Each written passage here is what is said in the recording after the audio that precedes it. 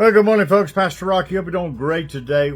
I had many years ago, I had a guy in the church that was a cow farmer. And he of course, had cows and calves and all that stuff, bulls and all that stuff. And he told me one time, he said, Pastor, the most beautiful thing that I've ever seen in my whole life is a new calf.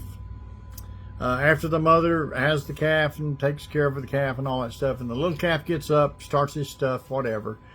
Beautiful, beautiful, beautiful sign of life, sign of hope, sign of everything. Beautiful, beautiful calf. And I said, well, brother, that's wonderful. I'm glad for you. Well, for me, one of the most wonderful things I've ever seen in my life is this fire behind me right here. Say amen, somebody, because it is cold. I'm telling you, it is cold today, 118 days. It is cold in single digits, but we're blessed by the best. Man, how blessed we are. And it is obviously cold. I got in a little while ago, the hot tub. And of course, being outside and snow and cold. And it's kind of an amazing thing because, you know, you get under the water there up to your neck and you're just sort of like, you know, it's 104 degrees. And even though the wind is out there, not much, but it's cold, you can still feel some of it, but you still be protected by the water. And it gives you a lot of time to think about different things. And of course, I'm putting preaching on a speaker out there. So I'm listening to the word and just rejoicing in Jesus. And Paul reminds us that one of our greatest responsibilities ever is to learn. We must continue to learn. I pray, God, that you don't get to a point to where you say, okay, look, I've learned enough. This is it. I'm not going any deeper. I'm not going to study any more. This is it. I'm going to get to heaven. I'm saved. I don't care where I sit in heaven. I don't care where I'm located in heaven. I'm going to get there, so I don't care. Boy, I hope you never get there. I hope you keep a hunger. I hope you keep a desire to grow and to learn. And this is what Paul says in the book of Philippians.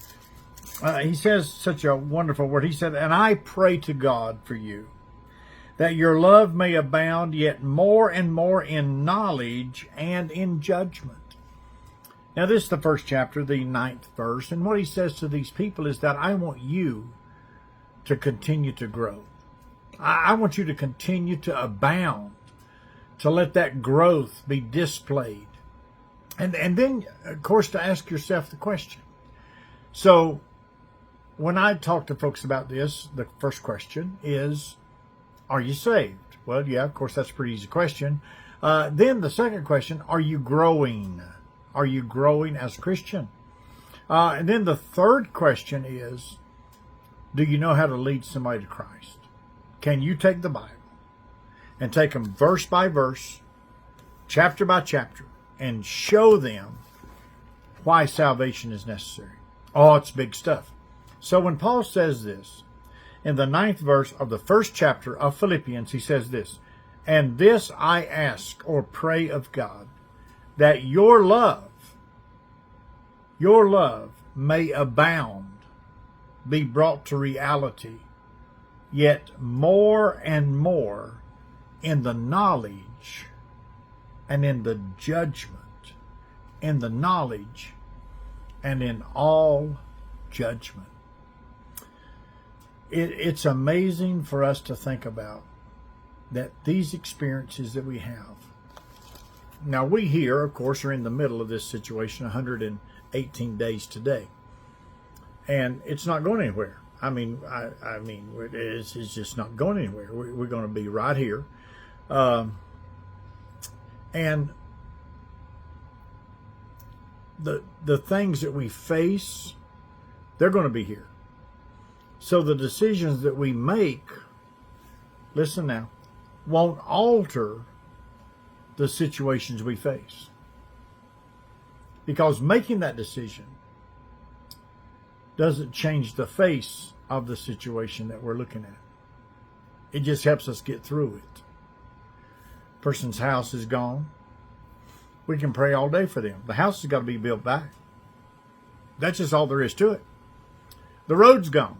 We can stand and pray, and we can pray, and we can anoint with oil all you want to. Somebody's got to get on a tractor, a backhoe, a bulldozer, get some gravel, some dirt. You got to build a road. You see, what Paul says is that I'm asking that you understand that we must continue to increase in knowledge. And he says in this 9th verse, and in all judgment. In all the judgment we have, we must increase in knowledge, because our knowledge is limited. Listen now, don't miss this. Our knowledge is limited to judgment, because judgment increases. And if we don't increase knowledge, we get behind judgment instead of in front of it. See, God intends his children, and knowledge, if you were to look up the word knowledge in the Bible, you would be amazed at how many times it's used. So when we think about the knowledge of God, the mercy of God, the grace of God, we do understand that God is talking to us about dealing with things that are coming into our lives and helping us to honor him and do the right thing as we face these challenges that we know nothing about. So he says, and I ask God, or I pray to God, that your love may abound. Not just continue, but to run over. Just abound. You know, let's see. I think it's probably Golden Corral, the restaurant. You know, when you go in there, of course we never do, because I can never in the world justify eating at a buffet, because it just doesn't work. I mean, we do it, but I mean, I'm wasting money, because there's no way in the world I can eat all that stuff, and plus I wouldn't do it anyway. But anyway, people go in there and they go at it. And that's cool. I'm not saying anything about that. But what I'm saying about is this chocolate fountain.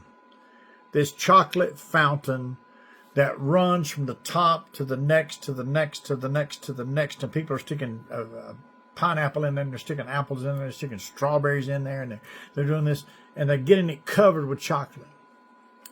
And what they're expecting that fountain to do is to keep running. Keep running. No matter what comes in, pineapple, apple, strawberry, who knows what. And I've always looked at that fountain and thought, wow, that seems to be not the best, safest thing in the world to be doing. But nonetheless, it keeps running. Somehow it's got to have a filter on it somewhere, because some of those chunks of stuff and pieces that got to go somewhere. That fountain keeps running. It just keeps running. That chocolate keeps rolling. Those kids keep lining up. You know, abounding. Keep running. Keep flowing. Keep being the difference. And that's so important for us as God's people, to be the difference. So maybe today, on the 23rd day, listen to this, the 23rd day of January, 118 days since this flood came. Be the difference. Be the difference today. You say, well, okay, Pastor, how am I going to do that? Well, okay, pray. Pray a different way. Pray a more committed, determined way. Or work. Work in a more aggressive way. Serve in a greater sacrificial way. Give in a more sacrificial way. I don't know. But use your gifts wisely according, listen, to knowledge based on judgment. And if you do that, God will bless you for it. God bless you.